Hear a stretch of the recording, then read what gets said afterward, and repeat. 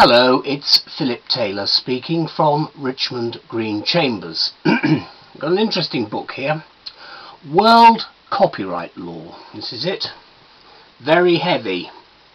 Nice brown cover. Nice blue flyer here, and here's my actual review on Flickr. Now, I've given it the title on the internet of A Sterling Work on Copyright. Obviously that's a play on words, because Professor J.A.L. Sterling has produced an excellent work here.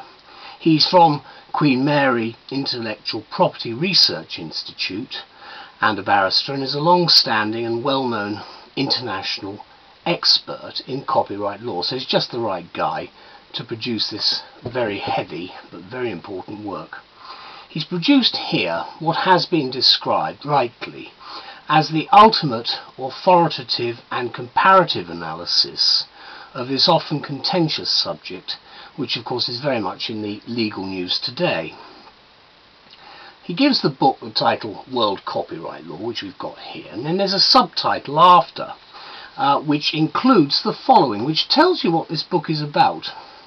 It covers protection of authors' works, performances, like this one here that I'm doing, phonograms, films, video, broadcasts, and published editions in national, international and regional law.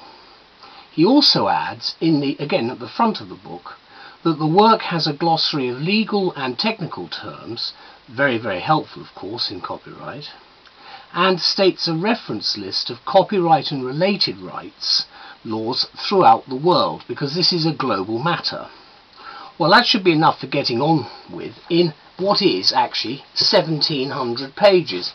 Very much the standard format for Sweet and Maxwell again, with numbered paragraphs on the sides. You've got a huge amount of information at the front to try and work your way through. It's actually a very readable book. I was surprised. I thought it was going to be much heavier than it actually is. Obviously it's heavy in weight, but it's covering an awful lot of stuff. And at the back you've got a lot of detailed information and lists and various other things which are sort of laid out at the back, obviously with a very useful bibliography and index.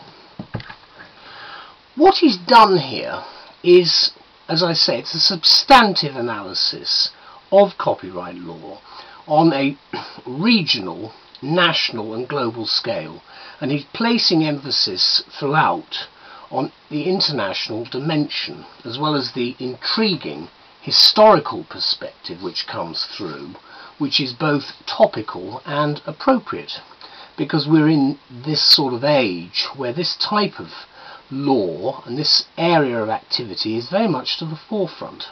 So it's well worth quoting his remarks on the global reach of copyright law in the preface to this current third edition, which came out at the end of 2008. He says, quote, "As national barriers disappear, distinctions between national systems become anomalous, and the need to adopt common approaches increases.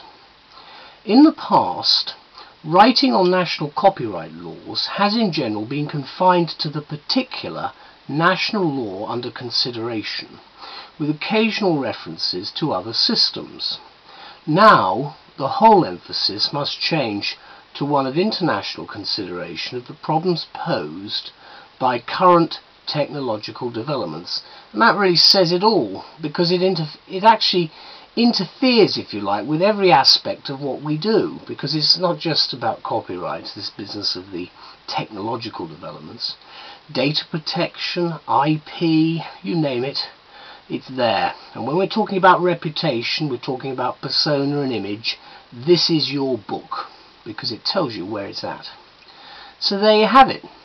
The mindset with which the copyright law was studied as a particular area of law, obviously we now call it copyright laws, and applied in the past, has got to change.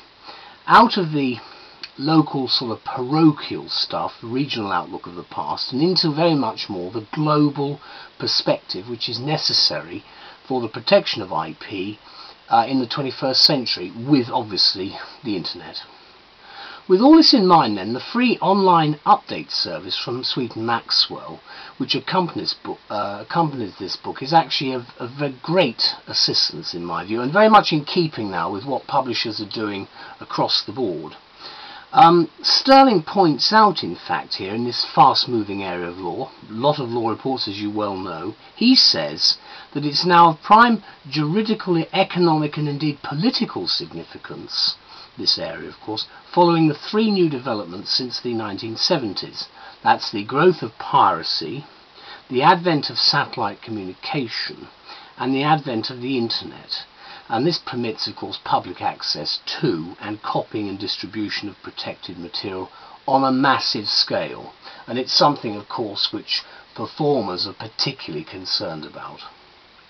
Now, the third edition provides practitioners and academics alike with detailed commentary on international copyright and related rights laws, and the comparative analysis of the laws in national, international and regional standards for protection, because obviously one of the areas is very much the protection element, because the remedies element is going to be a lot more difficult.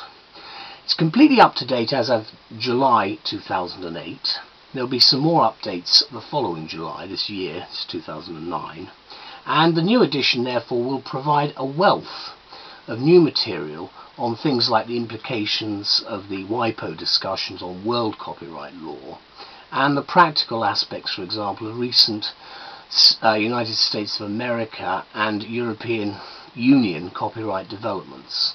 There are a lot of things that are included in this book. It's well worth looking at. As I say, it's a very heavy book, but it is the ultimate statement of the law as I see it. So what we've got here is it's readable, it's insightful, and as well as that, it's also scholarly and authoritative.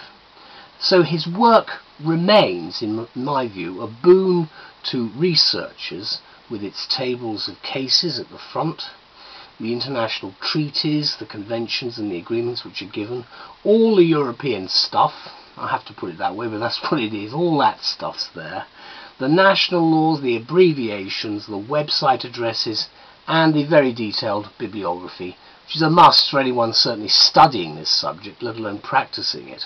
So I think it's a remarkable and sterling work, hence the pun, and it's something you can't perform without.